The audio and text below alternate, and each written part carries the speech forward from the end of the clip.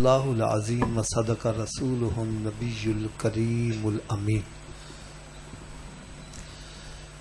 پیارے اسلام بھائیو، پیارے آقا حضرت محمد مصطفیٰ صلی اللہ تعالی علیہ وسلم نے ارشاد فرمایا کہ جو میرا امتی روزانہ 1000 مرتبہ، کتنی مرتبہ جی؟ جو میرا امتی روزانہ 1000 مرتبہ مجھ پر درود پاک پڑھتا ہے تو وہ بندہ اتنی دیر تک نہیں مرے گا جتنی دیر تک اپنا مقام جنت میں نہ دیکھ لے۔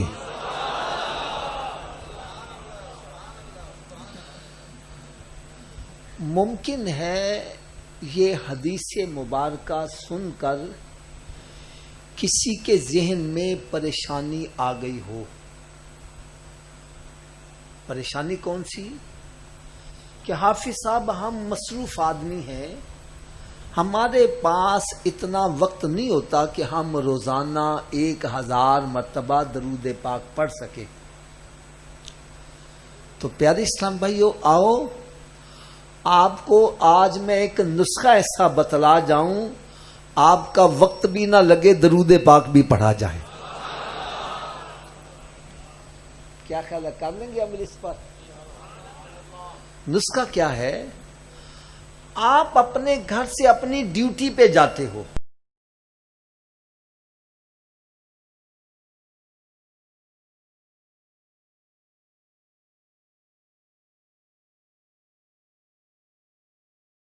گنگناتے ہوئے یا ذہن میں کوئی پروپیگنڈے سوچتے ہوئے طے کر لو۔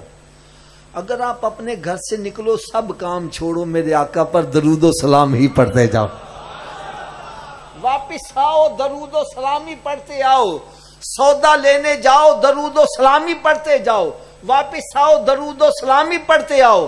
رات کو لیٹے ہو، نیند نہیں آ رہی، نہ فلمیں ڈرامے دیکھو، نہ ناول ڈائجسٹ پڑھو، بلکہ میرے آقا صلی اللہ علیہ وسلم پر درود و سلام ہی پڑھتے جاؤ۔ اللہ کرے ایسا ہو جائے میں سو جاؤں یا مصطفیٰ کہتے کہتے اور کھلے آنکھ صلی اللہ۔ یار آج آپ کو نا میں بڑی ایک ایمان افروز بات سناؤں، بڑی ایمان افروز بات سناؤں۔ میرے اصل میں دل میں کیا خواہش ہوتی ہے، جتنے بھی یہاں آئے ہیں سب عاشق رسول بن کے جائیں، اور جتنے بھی آئے ہیں سب باعمل بن کے جائیں۔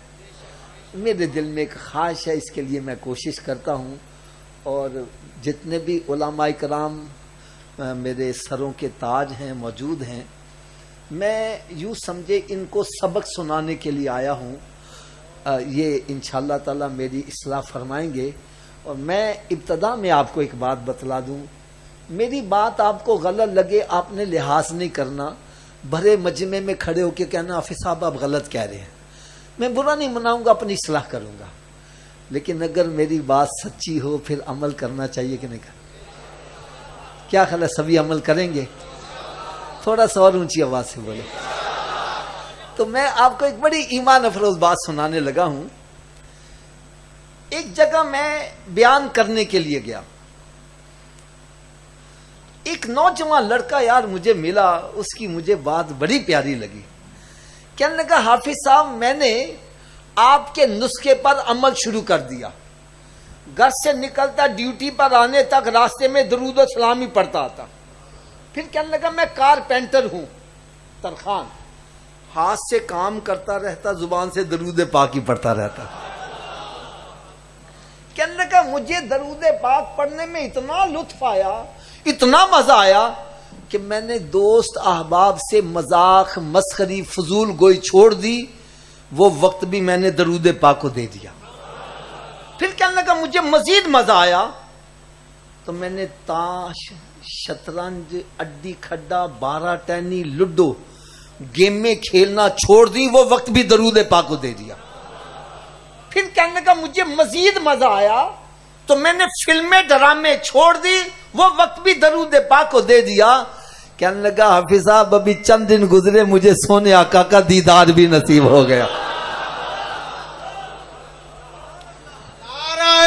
تکبیر، نعرہ رسالت، نعرہ تحقیق، عظمت و شان مصطفیٰ۔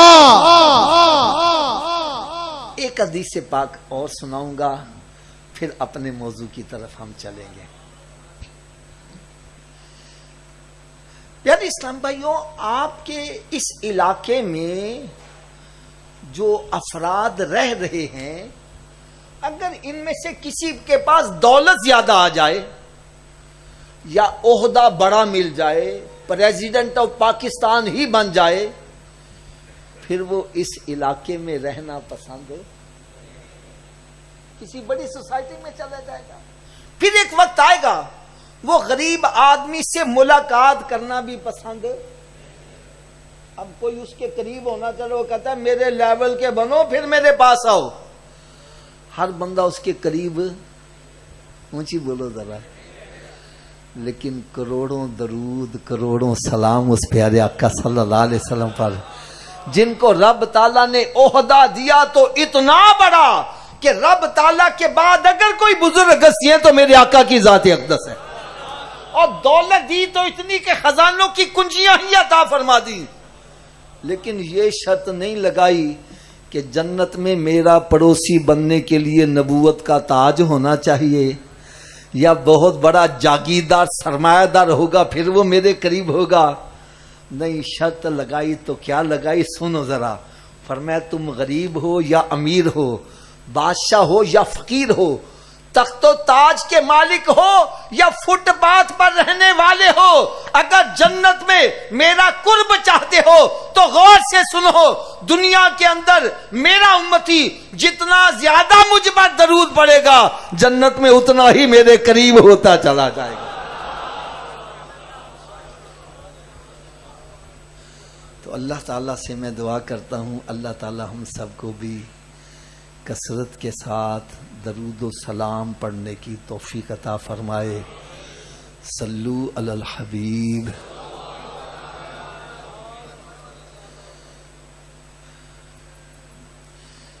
پیارے اسلام بھائیو، ایک حدیث مبارکہ کا مفہوم عرض کرنے کی سعادت حاصل کرنے لگا ہوں۔ میرے آقا صلی اللہ علیہ وسلم نے ارشاد فرمایا کہ اپنے پڑوسیوں کو اپنی ہنڈیا سے ایذا نہ پہنچایا کرو۔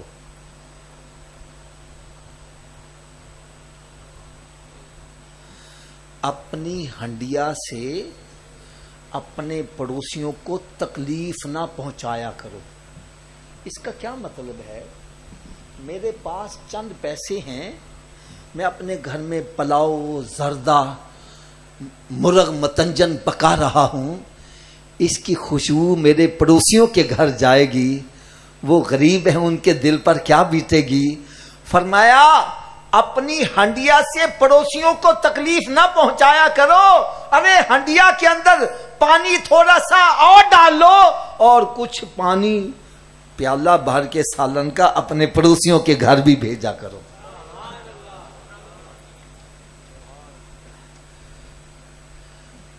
یہاں تک کہ اگر تم کوئی پھل لے کے جا رہے ہو، کیا لے کے جا رہے ہو،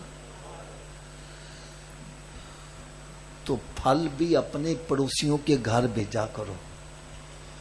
اور اگر اتنی استطاعت نہیں کہ پڑوسیوں کے گھر بھیج سکو تو پھر پھل کو چھپا کے لے جایا کرو۔ کیا میں نے کہا جی؟ تاکہ بچے دیکھیں گے، ان کے دل پر برا اثر نہ ہو، ان کے دلوں میں حسرت پیدا نہ ہو۔ اور پھر فرمایا پھل کھانے کے بعد اس کے چھلکے بھی باہر نہ پھینکا کرو، ارے چھلکے دیکھ کر ان کے دل پر اثر نہ آئے۔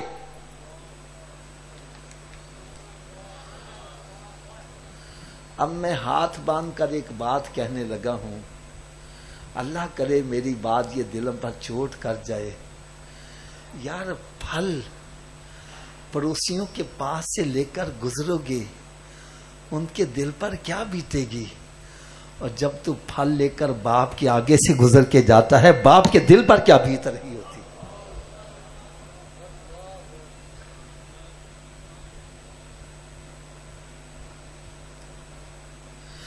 تو اپنے بیوی بچوں کی خاطر پھل لے کر باپ اور ماں کے سامنے سے گزر کے جاتا ہے، ارے ان کے دلوں پر کیا بیت رہی ہوتی ہے۔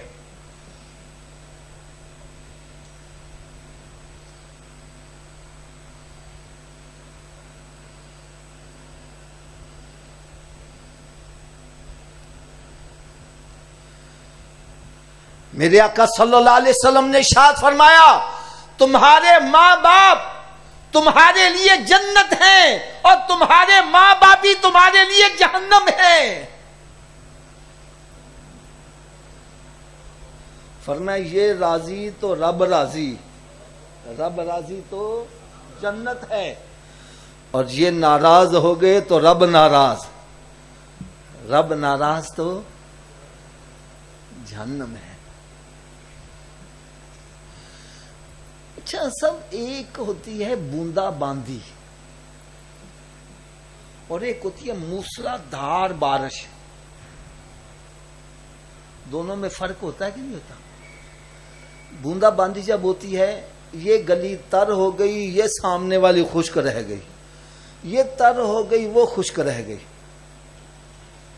اور جب موسلا دھار بارش ہوتی ہے تو ہر طرف پانی پانی پانی پانی پانی پانی۔ یار جب موسلا دھار بارش ہو، ہر طرف پانی پانی، اور کوئی جگہ پھر بھی خشک رہ جائے، اس جگہ کی بدبختی کا عالم کیا ہوگا؟ فرمایا لیلۃ القدر کی رات میں اللہ تعالی کی رحمت موسلا دھار بارش کی طرح برستی ہے، ہر طرف رحمت ہی رحمت ہوتی ہے، لیکن جو ماں باپ کو ستانے والا ہے وہ اس رات محروم ہی رہے گا، اس کی بخشش نہیں ہوگی۔ خدا را میں ہاتھ باندھ کر عرض کروں گا، یہاں بیٹھے ہو اپنے اپنے گریبان میں جھانک کر دیکھو، کہیں میرے ماں باپ مجھ سے ناراض تو نہیں ہے؟ ہم محافل میں آتے ہیں، نعتیں سنی، نعرے لگا کے، اور پھر کچھ ہمارے اندر ایسے بھی افراد ہیں جو لوگوں کا ذہن اس طرح بناتے ہیں، دوزخ میں تو کیا میرا سایہ نہ جائے گا کیونکہ رسول پاک سے دیکھا نہ جائے گا۔ یار اسی رسول کا فرمان سنا رہا ہوں،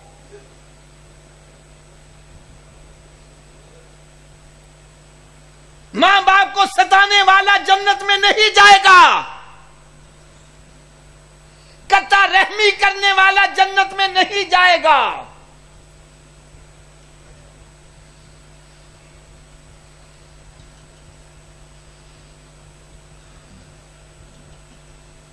آج حالت کیا بنی ہے، خدا کی قسم دل خون کے آنسو روتا نظر آ رہا ہے۔ ایک باپ ہے، 10 اس کے بچے ہیں، اکیلا باپ 10 کی پرورش کر رہا ہے، اور 10 مل کر ایک باپ کی پرورش نہیں کر رہے۔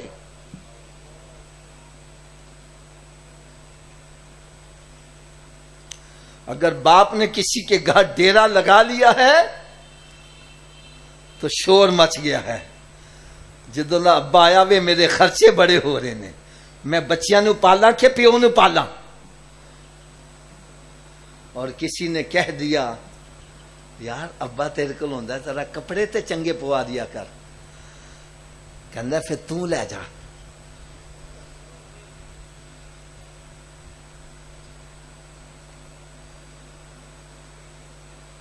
خدا کے بندے، جس کی زندگی میں اس کے والدین بڑھاپے کو پہنچ جائے اس کے لیے گولڈن چانس ہے۔ گولڈن چانس سے کیا مراد ہے؟ حضرت صاحب جب اس علاقے میں آئے، یہاں پر زمین یوں سمجھو 100 روپے مرلہ بک رہی تھی، پیسے بھی تھے، نہیں خریدی یار، کون اجاڑ میں خریدے، اور آج وہی جگہ لاکھوں روپے مرلہ ہو گئی۔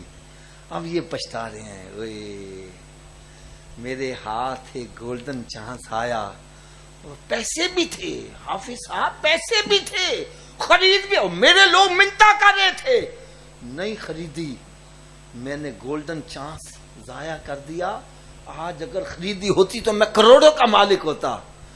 اس کا مطلب کیا ہوا؟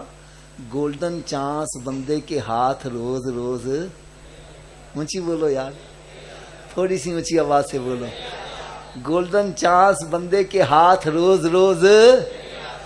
ارے جس کی زندگی میں ماں باپ بڑھاپے کو پہنچ گئے اس کے لیے گولڈن چانس ہے، ان کی خدمت کرے سیدھا جنت میں چلا جائے۔ میرے آقا صلی اللہ علیہ وسلم نے ارشاد فرمایا اس بندے کی ناک خاک میں مل جائے، خاک میں مل جائے، خاک میں مل جائے۔ صحابہ کرام علیہم رضوان تڑپ گئے، یا رسول کون؟ یہ کس زبان سے نکل رہا ہے جس کے بارے میں قرآن کہہ رہا ہے وما ینطق عن الہوی ان هو الا وحی یوحی، میرا محبوب اپنی مرضی سے بولتا نہیں، جب بھی بولتا ہے کلام الہی ہوتا ہے۔ یا رسول اللہ صلی اللہ علیہ وسلم کون؟ کس کی ناک خاک میں مل جائے؟ فرمایا جس کی زندگی میں وہ اس کے والدین بڑھاپے کو پہنچ جائیں اور ان کی خدمت کر کے جنت حاصل نہ کرے، اس جیسا بدبخت بندہ ہی کوئی نہیں ہے۔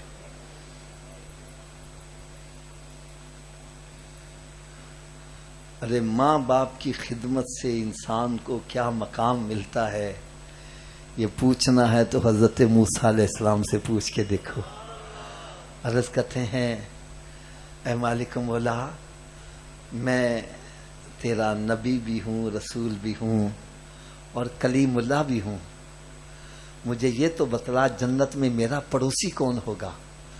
رب تعالیٰ نے فلاں بازار میں ایک قصاب ہے، وہ جنت میں تیرا پڑوسی ہوگا، بڑا رشک آیا، وہ تو بڑا متقی کوئی پرہیزگار ہوگا، بڑے اونچے تقوی پرہیزگار کے درجے پر فائز ہوگا، جس کو اللہ کے نبی کا جنت میں پڑوس دیا جائے گا۔ چل کے اس کی زیارت کرنی چاہیے، پتہ کرنا چاہیے وہ کون سا عمل کرتا ہے۔ اور میں صبح صبح اس کی دکان پہ چلے گئے، سارا دن بیٹھے رہے، اس نے کوئی چنگا کام نہیں کیا۔ چھٹی کر کے جب گھر جانے لگا سوچا گھر میں شاید راستے میں کوئی اچھا کام کرے، دیکھا راستے میں بھی کوئی چنگا کام نہیں۔ پھر جب گھر داخل ہوا تو آپ بھی گھر داخل ہو گئے، دیکھو گھر میں کیا کرتا ہے۔ دیکھا اس کے والدین بوڑھے ہیں، معذور ہیں، اور والدہ اتنی معذور ہے کہ وہ روٹی چبا بھی نہیں سکتی۔ اس نے ان کے منہ ہاتھ دھوئے ہیں، کھانا پکا کے اپنے منہ میں لقمہ چبا کے نرم کرتا ہے، پھر ماں کے منہ میں جب ڈالتا ہے وہ لقمہ جب ماں کے حلق سے نیچے اترتا ہے، ماں کہتی ہے پترا جا، تجھے رب تعالیٰ جنت میں موسیٰ علیہ السلام کا پڑوسی بنائے، سوچا اس کے پلے ککھ بھی نہیں ہے، یہ ماں کی دعا ہے جس کو اللہ کے نبی کا پڑوس عطا کرے۔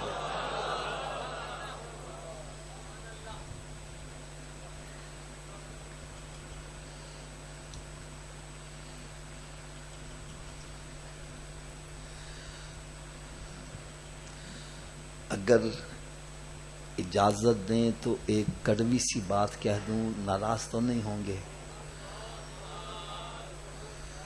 دیکھو بھائی، میں ہاتھ باندھ کر پہلے معذرت چاہ لیتا ہوں، ماں باپ کا نافرمان جنت میں نہیں جائے گا تو اللہ کے محبوب کا نافرمان اس کا کیا انجام بنے گا؟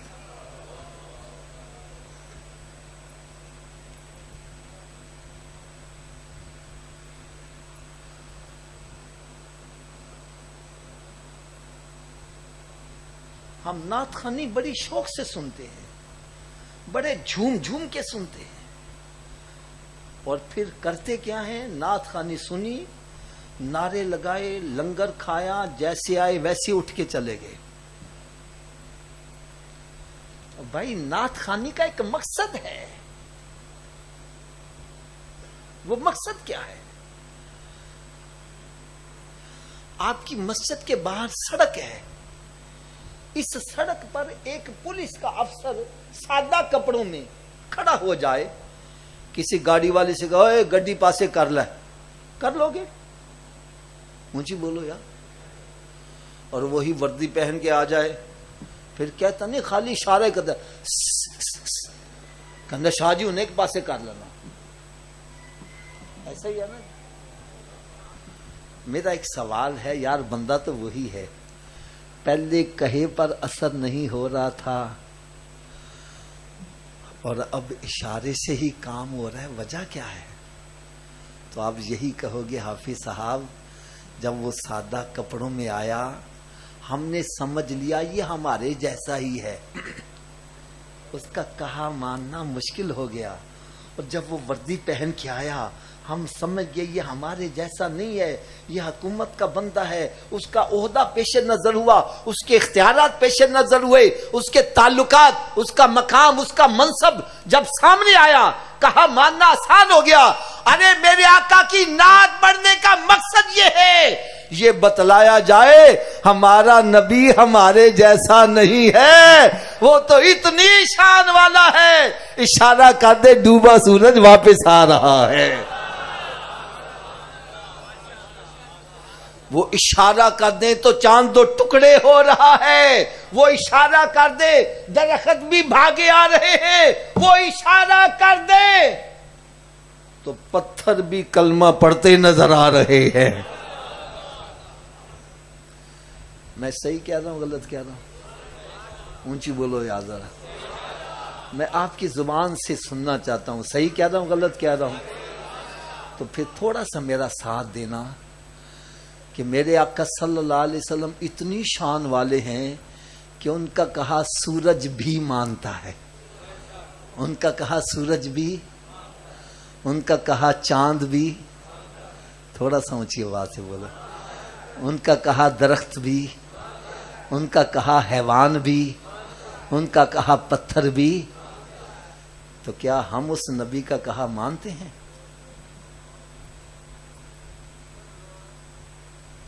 ارے جس نبی کا کہا پتھر مان رہا ہے ہم موم بتی ہو کے کہا نہیں مان رہے یار.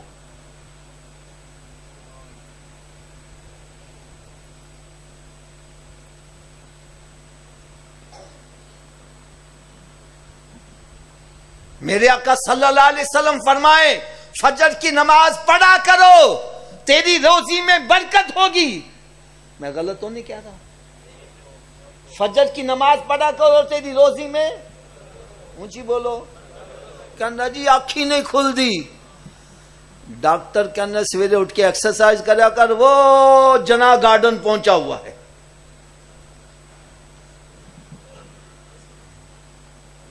میں پھر اپنی بات ریپیٹ کرنے لگا ہوں, میری بات غلط ہو لحاظ نہیں کرنا, بڑے مجمع کھڑے ہو کے کہو حافظ صاحب غلط کہہ رہے ہو. یا ڈاکٹر کے کہے سے آنکھ کھل رہی ہے, نبی کے کہے سے آنکھ نہیں کھل رہی.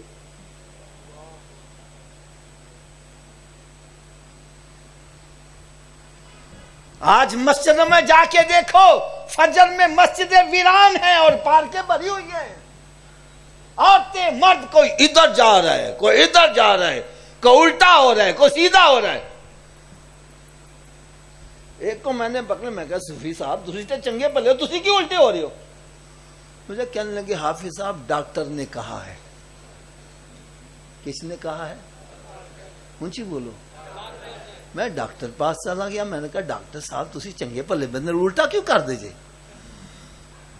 مجھے کہنے لگا حافظ صاحب اب مسجد بناتے ہو, مدرسہ بناتے ہو, گھر بناتے ہو, پانی کی ٹینکی اوپر رکھتے ہو کہ نیچے رکھتے ہو؟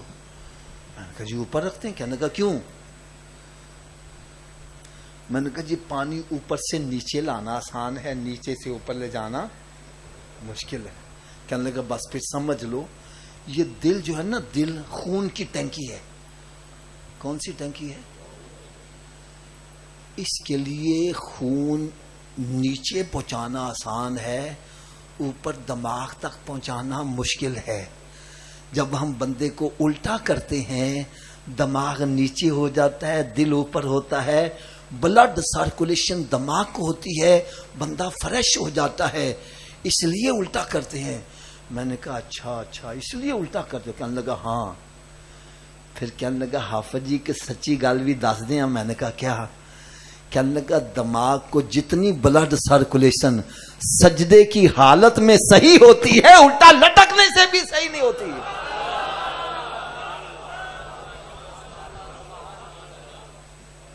میں نے کہا تو ڈاکٹر کے کہے سے ایک مرتبہ 2 مرتبہ دماغ کو تازہ کر لے گا، آپ میرے آقا کا غلام بن جا، روزانہ 5 مرتبہ تیرا دماغ تازہ ہوتا رہے گا۔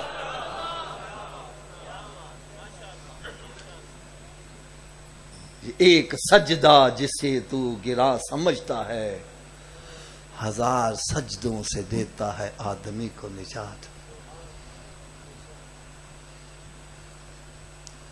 حضرت صاحب میری دعا ہے اللہ تبارک و تعالی ہر مسلمان کو بیماریوں سے محفوظ رکھے۔ اونچی آواز سے کہہ دو یار۔ اور جو بیمار ہو چکے ہیں اللہ تعالیٰ ان کو شفائے کامل عطا فرمائے۔ میں سمجھانے کے لیے ایک بات کہنے لگا ہوں۔ ایک بندہ بیمار ہے، ڈاکٹر کے پاس جاتا ہے۔ کس کے پاس جاتا ہے جی؟ ڈاکٹر اس کو چیک اپ کر کے کہتا ہے صوفی صاحب تساں چھوٹا گوشت چھڑ دیو، تساں جی وڈا گوشت کھانا چھڑ دیو، تسی جی مٹھا چھڑ دیو، تسی نمک چھڑ دیو۔ مسجد میں بیٹھے ہوئے بات سچی کرنا، چھوڑ دیتے ہیں کہ نہیں چھوڑ دیتے؟ اونچی بولو یار، ایک دفعہ پھر اونچی آواز سے بولو۔ اچھا آپ میں سے کوئی بتلائے گا کہ نمک حلال ہے کہ حرام ہے؟ اونچی بولو یار۔ میٹھا، چھوٹا گوشت، بڑا گوشت، یا ڈاکٹر کے کہے سے حلال چھوڑ دیتا ہے، نبی کے کہے سے حرام نہیں چھوڑا۔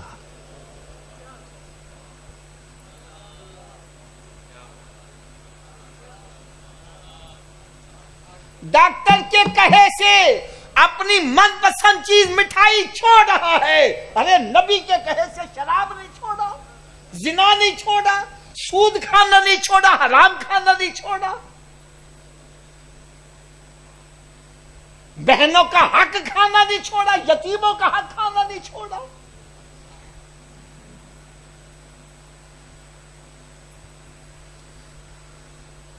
قبضہ کر کے بیٹھا ہوا ہے۔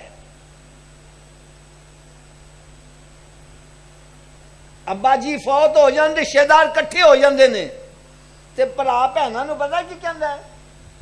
بھین حصہ چاہیدا کہ بھرا چاہیدا؟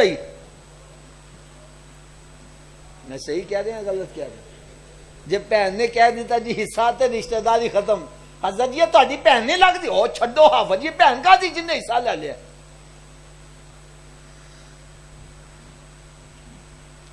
میں نے کہا بھائی اس نے ایک حصہ لیا ہے، تو نے اس کو رشتہ داری سے نکال دیا، تجھے تو 2 ملے ہیں، تجھے تو بارڈر ہی کراس کروا دینا چاہیے۔ یار شرم نہیں آتی؟ جس کو رب حصے دار بن، تو کون ہے حصہ چھینے والا؟ قرآن مجید فرقان حمید میں رب تعالیٰ سورہ نساء پہلا رکوع رب تعالیٰ نے ارشاد فرمایا ان الذین یاکلون اموال الیتامی ظلما انما یاکلون فی بطونہم نارا، جو یتیم کا مال ظلمن کھاتا ہے اپنے پیٹ میں آگ بھر رہا ہے۔ بظاہر تو چرغا کھا رہا ہے، مرغا کھا رہا ہے، روز بروز کرائیاں کھا رہا ہے، حقیقت میں تو آگ کھا رہا ہے۔ ارے یہی آگ تجھے دنیا میں جلائے گی، راتوں کو نیند، یہی آگ قبر میں جلائے گی، یہی میدان معاشر میں، یہی جہنم میں جلائے گی۔ نہیں سمجھ آ رہی؟ میں ایک مثال دے دوں، آپ میں سے شاید کسی نے نام سنا ہو، شاہ عبداللطیف بھٹائی رحمت اللہ تعالی علیہ، سندھ حیدرآباد میں بہت بڑے بزرگ صوفی شاعر۔ آپ اپنے ملفوظات میں لکھتے ہیں کہ ایک مرتبہ سخت سردیوں کی رات تھی، میری والدہ ماجدہ نے مجھے تہجد کے وقت اٹھا دیا اور فرمایا کہ بیٹا کہیں سے آگ لاؤ، میرے وضو کا پانی گرم کرو۔ میں نے وضو کر کے نماز تہجد ادا کرنی ہے۔ جو پرانے بزرگ بیٹھے ہیں وہ میری بات سمجھ رہے ہوں گے، پہلے آگ بھی کہیں سے لانی پڑتی ہوتی۔ کہنے لگا میں اٹھا، میں پورے گاؤں میں پھرا، مجھے کہیں سے آگ نہ ملی۔ دل میں خیال آیا دوزخ میں آگ جلتی ہے، کیوں نہ میں وہیں سے لے آؤں۔ اللہ کے ولی تھے، پرواز کی دوزخ کے دربان کے پاس چلے گئے، کہنے لگے بھائی مجھے تھوڑی سی آگ دے دو، میں نے اپنی والدہ کے وضو کے پانی کو گرم کرنا ہے۔ وہ کہنے لگے بھائی دوزخ میں آگ نہیں ہے۔ کہنے لگا دوزخ میں آگ نہیں تو پھر دوزیوں کو سزا کیسے ملے گی؟ کہنے لگا جو جہنمی جہنم میں آئے گا اپنی آگ اپنے ساتھ ہی لے کر آئے گا۔ کہنے لگا تو نے پڑھا نہیں ہے جو یتیم کا مال ظلمن کھاتا ہے پیٹ میں آگ بڑھ رہا ہے؟ ارے یہ یتیموں کا مال کھانے کی آگ ہوگی، یہ نمازیں نہ پڑھنے کی آگ ہوگی، یہ سود کھانے کی آگ ہوگی، یہ حرام کھانے کی آگ ہوگی، یہ شراب پینے کی آگ ہوگی، یہ ماں باپ کی نافرمانی کی آگ ہوگی، یہ لوگوں کا مال ہڑپ کرنے کی آگ ہوگی۔ ارے یہی آگ دنیا میں جلاتی ہے، یہی قبر میں جلاتی ہے، یہی میدان محشر میں جلائے گی، یہی جہنم میں جلائے گی۔ یار آپ حضرات مسجد میں بیٹھے ہو، بات میری سچی کرنا، غلط بیانی نہیں کرنی۔ آپ نے کتنی میتوں کو قبروں میں اتارا، قبریں بھی کھودی، کیوں جی کسی قبر میں آگ دیکھی ہے؟ بولو تو صحیح، یا کسی میں باغ دیکھا ہو؟ ارے قبر میں کچھ نہیں ہے، سب کچھ بندے کے اندر ہی ہے۔ بندہ اندر جاتا ہے وہی قبر جنت کے باغوں میں باغ بن جاتی ہے، بندہ اندر جاتا ہے وہی قبر جہنم کے گڑھوں میں گڑھا بن جاتی ہے۔ ارے سب کچھ بندے کے اندر ہی ہے۔ اعمال اچھے کر کے جائے گا وہی جنت کے باغوں میں باغ بنی ہوگی، اور اعمال برے کر کے جائے گا وہی جہنم کے گڑھوں میں گڑھا بنی ہوگی۔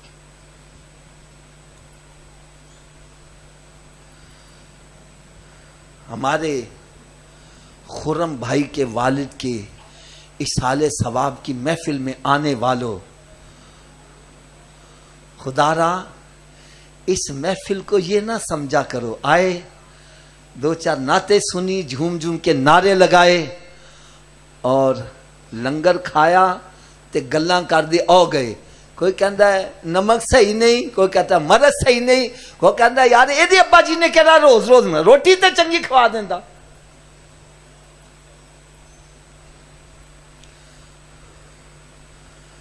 خدا را اس محفل میں آنے کا اصل مقصد کیا ہے؟ ہم اپنے اپنے گریبانوں میں جھانک کر دیکھیں، جس طرح خرم بھائی کے والد صاحب فوت ہو گئے، میں نے بھی یہاں صدا اونچی بولو یار، جس طرح خرم بھائی کے والد صاحب انتقال کر گئے، ان کی دولت ان کے ساتھ گئی؟ بولو تو صحیح ہے۔ تو یہ میری بھی دولت میرے ساتھ نہیں جائے گی۔ ارے جس دولت کی خاطر ہم نمازیں نہیں پڑھتے، روزے نہیں رکھتے، زکوٰۃ نہیں دیتے، جس دولت کی خاطر ہیرا پھیریاں کر رہے ہیں، میں کہتا ہوں ہیرا پھیری کر کے پوری دنیا پر قبضہ کر لو، مر گئے تو ساتھ کچھ جائے گا؟ سکندر اعظم پوری دنیا فتح کرنے والا، جب موت کا وقت آیا کہنے لگا میرے ہاتھوں کو باہر رکھنا کفن کے۔ کہنے لگے کیوں؟ کہنے لگے شاید میری میت کو دیکھ کر کسی کو عبرت آ جائے، میں نے پوری دنیا فتح کی لیکن خالی ہاتھ ہی جا رہا۔ ارے خالی ہاتھ ہی آئے ہیں تو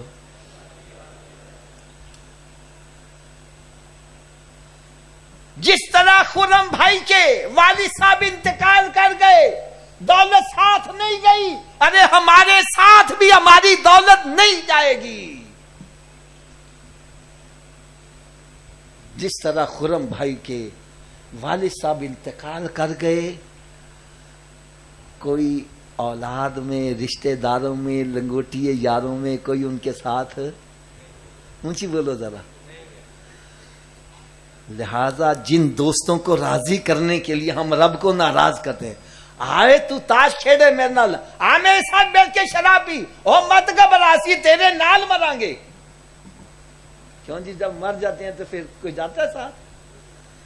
چار بھائی پکڑ کے آئے نہیں جانے دیں گے، نال ہی کہنے قبر دا بندوبست ہو گیا، جلدی کرو کدھرے بو نہ آن لگ تو۔ اندھیری قبر میں منو مٹی کے نیچے دفن، پھر کہنے لے بھی اللہ دے حوالے، مڑ کے پھیرا پاندے نہیں۔ کتھے نہیں تیرے گھر والے جنہاں لئی سے تو پاپ کماندا اور جڑے کہندے سی مراں گے نال تیرے اج انہاں بھی بازیاں ہاریاں نہیں.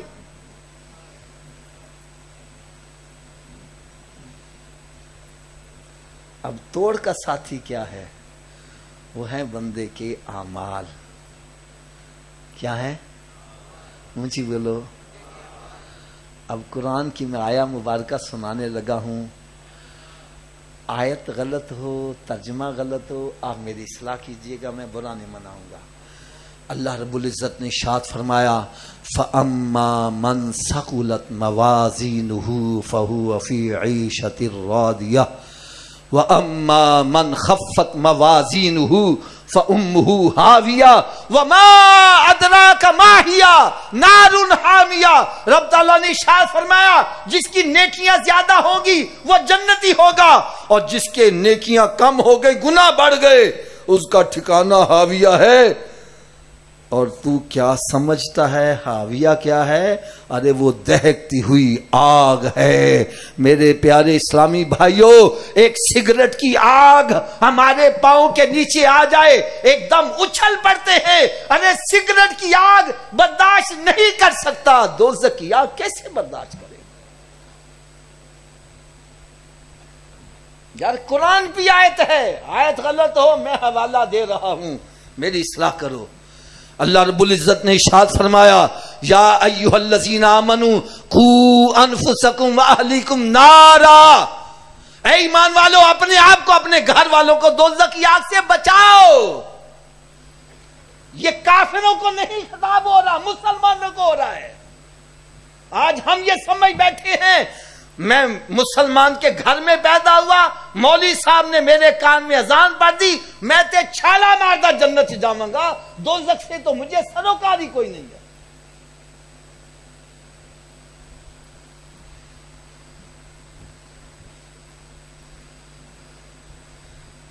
اگر میری بات سے آپ کو تسلی نہیں ہو رہی، میں ایک بڑی مشہور حدیث بخاری شریف میں بھی، مسلم میں، غالباً کافی ساری حدیث کی کتابوں میں یہ حدیث نقل ہے.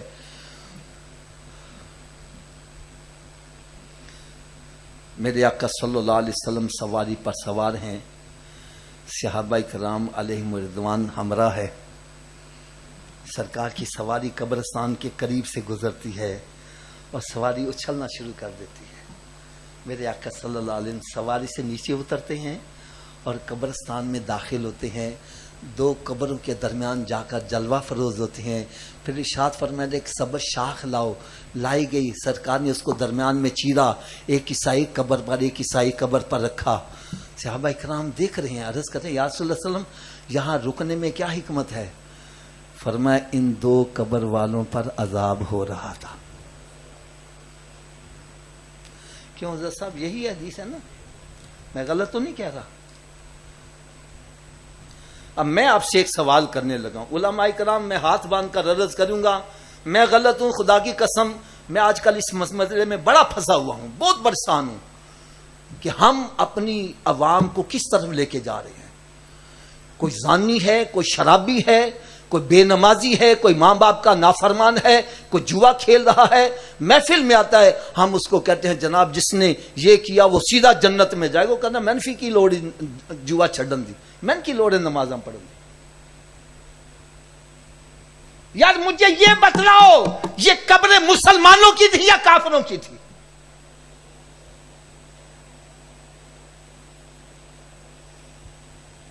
تو مسلمان کی قبر میں عذاب ہو سکتا ہے، یہ ناممکن بات نہیں ہے.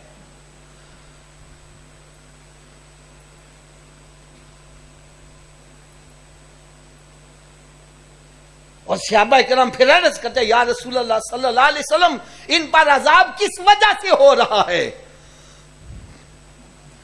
میرے آقا صلی اللہ علیہ وسلم نے شاہ فرمایا معمولی باتوں کی وجہ، جن کہنے نا سی او کچھ نہیں ہوتا، معمولی گل ہے، معمولی گل ہے.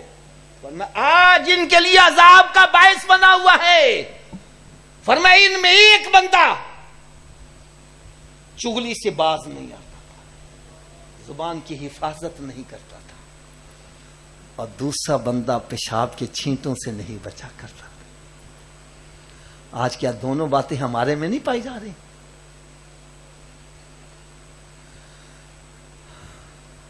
زبان کی تو کیفیت یہ بنی ہے، اللہ تعالیٰ معاف کرے، اللہ تعالیٰ معاف کرے، دوستوں کی محفل میں بیٹھا ہو تو مادر پدر ہی آزاد،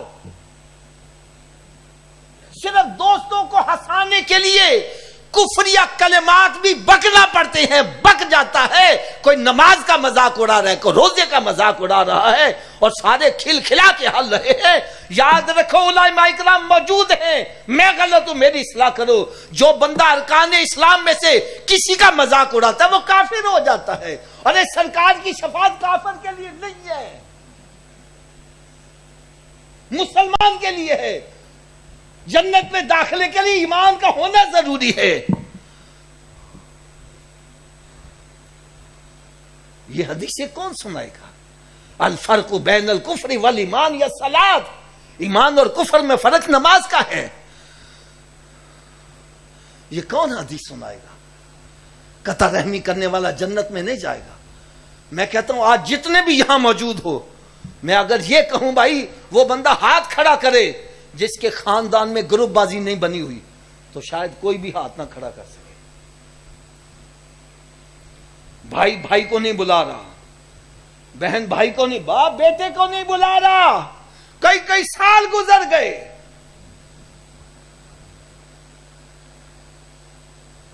اور اگر کوئی ادھر چلا گیا تو ادھر گیا، ساڑھے تو گیا بس۔ اور میرے آقا صلی اللہ علیہ وسلم نے ارشاد فرمایا ایک مسلمان کے لیے حلال نہیں 3 دن سے زائد اپنے بھائی سے قطع تعلق کرے۔ آج کئی سال گزر گئے، پرواہ ہی نہیں ہے۔ فرمایا جو 3 دن سے زائد قطع تعلق کرے گا، فرمایا خطرہ ہے کہیں اس کا خاتمہ خراب نہ ہو جائے۔ اور جس نے 1 سال تک اپنے بھائی سے قطع تعلق کیے رکھا، ایسا ہے جیسے اس نے اپنے بھائی کو قتل ہی کر دیا۔ آج ان حدیثوں پر کون عمل کرے گا یار؟ کون ہمیں بتلائے گا؟ آج ہم نے لوگوں کو میٹھی گولیاں دے دے کے حال ایسا کر دیا ہے۔ میں مسجد میں بیٹھا سچی بات کر رہا ہوں، میں جہاں جاتا ہوں کوشش کرتا ہوں، پوچھتا ہوں یار یہاں پر لوگ زیادہ برائی کو کس میں پڑے ہیں تاکہ اس کے اوپر تھوڑا سا زور ڈالا جائے۔ لاہور کے اندر علاقے میں میں بیان کرنے گیا، میں نے کہا یار یہاں پر، کہنے لگا حافظ صاحب یہاں شراب اتنی پی جاتی ہے کہ مسجد کے سامنے بیٹھ کے شراب پیتے ہیں، اور ہم کیا کرتے ہیں بس ملاشری کے جھنڈے ہلاؤ گے تو سیدھا جنت میں جاؤ گے۔ خدا را اگر ایسا ہی بات ہے تو میرے آقا کی ولادت کا مقصد تو ختم ہو گیا۔ ارے سرکار کی ولادت کا مقصد یہ تھا لوگوں کو سیدھے راستے پر لگایا جائے، برائیاں ختم کی جائیں، نیکی کی طرف ان کو لگایا جائے۔ آج ہمارے اندر یہ بہت بڑا ڈرا بیک آ گیا ہے۔ میرے پیارے اسلامی بھائیوں،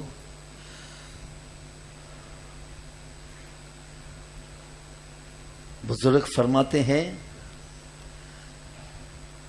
کہ فرشتے نے مجھے کہا کہ جب بندہ جہنم میں آئے گا اپنی آگ اپنے ساتھ ہی لے کر آئے گا۔ یہ نمازیں نہ پڑھنے کی آگ ہوگی، زکوٰۃ نہ دینے کی آگ ہوگی، یہ ماں باپ کی نافرمانی کی آگ ہوگی۔ خدا را قرآن یہ کہہ رہا ہے کو انفسکم و اہلیکم نارا، ایمان والو اپنے آپ کو اپنے گھر والوں کو دوزخ کی آگ سے بچاؤ۔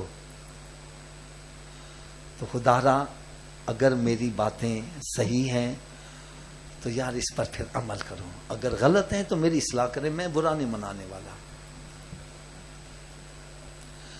میرے آقا صلی اللہ علیہ وسلم نے ارشاد فرمایا قیامت کے روز مسلمان سے سب سے پہلا سوال کون سا ہوگا؟ اتنی آواز سے بولو جن کو نہیں پتا ان کو بھی پتا چل جائے۔ ایک مرتبہ پھر اونچی آواز سے بولو، کیا ہمارا پہلا سوال درست ہے؟ یار میں گیس لگواؤں، آپ بے شک تیاری ہیں، آپ کہو گے حافظ صاحب نے تکا لگایا، پتہ نہیں آندہ بھی ہے کہ نہیں آندہ، لیکن میرے آقا کا فرمان غلط، اونچی بولو یار۔ جب سرکار نے فرمایا پہلا سوال ہی نماز کا ہوگا، تو پہلے سوال میں ہی اللہ نہ کرے پھنس گئے، اگلے سوالوں کا کیا بنے گا یار؟ جو پڑھے لکھے افراد ہیں میری بات کی تصدیق کریں گے. جب ایگزامینیشن ہال میں جا کے بیٹھتے ہیں پہلا سوال صحیح ہو جائے, اگلے مشکل میں ہو تو آسان ہو جاتے ہیں, اور پہلے میں اٹک جائے اگلے آتے بھی ہوں تو بھول جاتا ہے. یار آپ مسجد میں بیٹھے ہو, بات سچی کرنا, ہمارے گھر میں صندوق ہوتے ہیں, سیفیں ہوتی ہیں, الماری ہوتی ہیں, کیوں بابا جی ان میں گندے کپڑے رکھتے ہو صاف رکھتے ہو؟ تھوڑا سا اونچی آواز, گندے کیوں نہیں رکھتے؟ آپ کہو گے حافظ صاحب صندوق بنایا ہی پاک کپڑوں کے لیے گیا ہے, ناپاکوں کے لیے ہم نے باسکٹ رکھی ہے. ارے جب تو نے صندوق پاک کپڑوں کے لیے بنایا ہے, ناپاک نہیں رکھتا. اللہ تعالیٰ نے بھی جنت پاک لوگوں کے لیے بنائی ہے, ناپاکوں کے لیے نہیں بنائی. ناپاکوں کے لیے جہنم ہے. میرے آقا صلی اللہ علیہ وسلم کے چشمان مبارک سے آنسو جاری ہو گئے. عرض کرنے لگے مالک و مولا, میرے امتی تو گناہ کریں گے, ان کا اندر ناپاک ہو گیا, وہ جہنم میں جلیں گے, میں کیسے برداشت کروں گا؟ یا اللہ کرم نوازی فرما دے. رب تعالیٰ نے ارشاد فرمایا میرے محبوب یہ 5 نمازوں کا تحفہ لے جاؤ. اونچی بولو یا صبح. کتنی نمازوں کا؟ یا اللہ ان 5 نمازوں سے کیا ہوگا؟ فرمایا جس طرح کسی کے گھر کے سامنے نہر جاری ہو اور دن میں 5 مرتبہ غسل کرے, اس کے بدن پر میل نہیں رہے گی. تیرا امتی 5 نمازیں پڑھے گا, اس کے باطن میں گناہوں کی میل نہیں رہنے دوں گا, جنت کا حقدار بنا دوں گا. یار ایک بڑی حدیث میرا خیال ہے شاید یہ مسجد میں بھی یہاں کہیں لکھی ہو, الصلاۃ مفتاح الجنہ, نماز جنت کی چابی ہے. جنت کی اونچی بول دو یاد رکھ. چابی کے بغیر تالا کھولو گے تو چابی کا بندوبست مرنے کے بعد کرنا چاہیے نا. اونچی بولو یار. اچھا کیا ہر چابی ہر تالے کو لگ جاتی ہے؟ اس کی کیا وجہ ہے؟ اس کی وجہ یہ ہے کہ تالے کے اندر لیور ہوتے ہیں. جتنے لیور کا تالا ہوگا چابی کو اتنے دانتے پڑے ہوں گے تو گھومے گی تو تالا کھلے گا نا. اگر لیور ہیں 10, دانتا ہے 1, تالا کھل جائے گا. 2 سے 3 سے کب کھلے گا؟ تو آؤ آج میں آپ کو یہ بتلا دوں, جو جنت کو تالا لگا اس کے 5 لیور ہیں. اور کتنے ہیں؟ پہلے کا نام ہے فجر, دوسرے کا نام, تیسرے کا, چوتھے کا, 5ویں کا. اب جو ایک نماز پڑھتا ہے ایک دانتا ڈال رہا ہے, کیوں بابا جی تالا کھل جائے گا؟ 2 سے 3 سے کب کھلے گا؟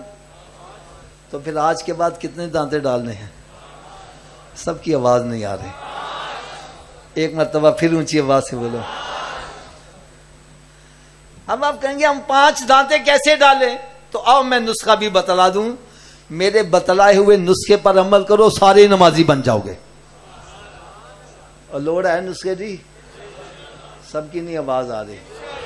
تو جی نسخہ صرف اتنا ہے, اگر یہ وجود نماز نہ پڑھے, کیا میں نے کہا جی؟ اگر یہ وجود, تو اس وجود کو رب کا رزق نہ کھلاؤ, نہ روٹی کھلاؤ نہ پانی پلاؤ. بات بھی میں سچی کر رہا ہوں. جو وجود رب تعالیٰ کے آگے نہیں جھکتا, کیا وہ اس قابل ہے کہ اس کو رب تعالیٰ کا رزق کھلایا جائے؟ وہ روٹی سامنے رکھی اپنے آپ منہ میں تو نہیں جائے گی, پکڑ کے لے جاؤ گے؟ مت لے جاؤ. یہ روٹی مانگے بولو نہیں, پہلے نماز پھر بعد میں روٹی. کیا خیال ہے نمازی بن جائے گا کہ نہیں بنے گا؟ تو اس نسخے پر عمل کون کون کرے گا؟ سبھی ہاتھ اونچا کھڑا کر کے بلند آواز سے انشاءاللہ کا نعرہ لگا دو. آج کے بعد ہماری کوئی نماز قضا نہیں ہوگی, رمضان شریف کا روزہ بھی نہیں چھوڑیں گے, سرکار صلی اللہ علیہ وسلم کی سنت پر عمل. یار مسجد میں بیٹھا ایمانداری سے ہم سارے نمازی بن جائے, میرا رب تعالیٰ کتنا خوش ہو جائے, سرکار کتنا خوش ہے, ہمارے خرم بھائی کے والد صاحب کی روح کتنا خوش. یہ ہے اصل مقصد یہاں آنے کا. اب نسخے کی جلدی جلدی صبح کی ڈوز بھی سن لو. اتنی دیر تک ناشتہ نہیں کرنا جتنی دیر نماز فجر نہ پڑھ لو. پہلے نماز پھر ناشتہ. کیا میں نے کہا جی؟ ایک بندہ کہنے لگا صبح اٹھن لگیا دیر ہو جائے, میں نے کہا نہ پڑھ نہ لو, بہتر ہے پڑھ لو. سویرے اٹھ کے منہ ہاتھ تو ہوتا ہی جا رہا, تو وضو ہی کر لو, 2 سنت 2 فرض پڑھ لو. فجر کی پڑھ لو گے باقی پڑھنی تھا. فجر کی طرح شیطان کہتا اچھا ان کل تو پڑھیں گے نہ, کل آوے تے نہ نماز پڑھ پاوے. لہذا تھوڑا جہا اچھی آواز میں اونی دیر تک ناشتہ. ویسے میں لگتا ہے جی شیطان کنچ بھوک ماریا بولی نہ کدے نماز پڑھنی نہ پی جائے. اور شیطان ساڈا دوست ہے کہ دشمن؟ تو دشمن کی گل مننی چاہیے نا جی. تو تساں کیوں منتے پے جی؟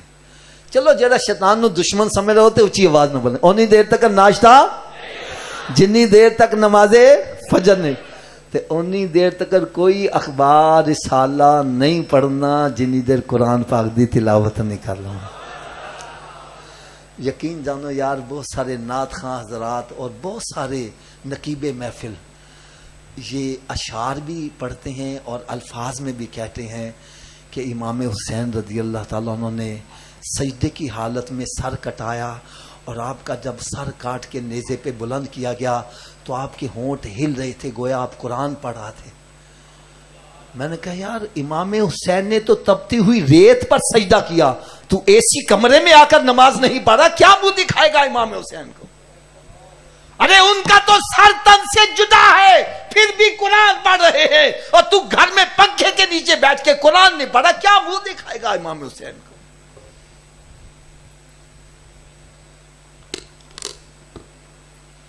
آج گھروں میں نظر تو دوڑاؤ, کتنے مہینے گزر گئے کسی نے قرآن کھول کے پڑھا ہے؟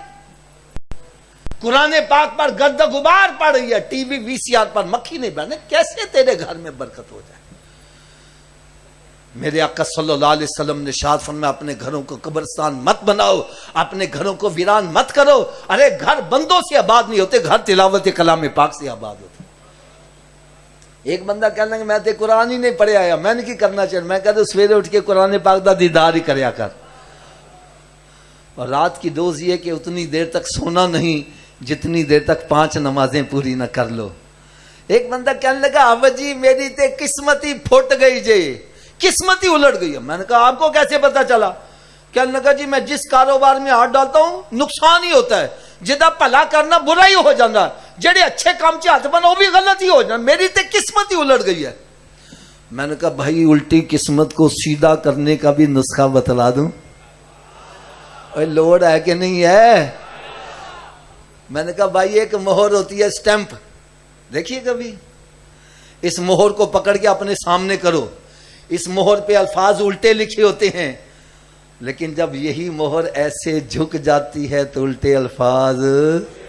میں نے کہا تیری قسمت الٹ گئی ہے, اپنی پیشانی رب کی بارگاہ میں جھکا دے, تیری الٹی قسمت سیدھی ہو جائے گی.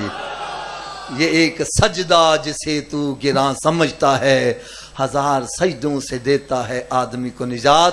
اگر آپ چاہتے ہو ہم بھی نمازی بنے, میری اولاد بھی نمازی بنے, اور میں یہ عرض کروں گا اپنی اولاد کو نمازی بنا جاؤ. جہاں کوشش کرو میرا بیٹا ڈاکٹر بنے, انجینئر بنے, وہاں کوشش کرو میرا بیٹا عاشق رسول بھی بنے, نمازی بھی بنے. میں دعوے سے بات کہنے لگا ہوں, جتنی مرتبہ نمازی بچہ ماں باپ کے لیے بخشش کی دعا کر سکتا ہے, بے نمازی کبھی بھی نہیں کر سکتا. نمازی بچہ جب بھی اتحیات میں بیٹھے گا کہے گا ربنا اغفر لی, فجر میں, ظہر میں, عصر میں, مغرب میں, شام میں. میں کہتا ہوں آپ کے اس پورے علاقے میں جو سب سے بڑا کنجوس آدمی ہے, اس کے دروازے پر 5 مرتبہ جا کے صدا لگاؤ, اس کو بھی کچھ نہ کچھ دینا پڑ جائے گا. تو جو ارحم الراحمین کی بارگاہ میں 5 مرتبہ حاضر ہو کر دوزانوں بیٹھ کے کہتا ہے ربنا اغفر لی ولوالدی, میں کہتا ہوں رب تعالیٰ اس کے ماں باپ کی قبر کو جنت کے باغوں میں باقیوں نہیں بنائے گا. تو میں نے ایک کتاب لکھی ہے نمازی بننے کا نسخہ, اس میں 5 نسخہ جات ہیں, جو بھی پڑھتا ہے نمازی بن جاتا ہے.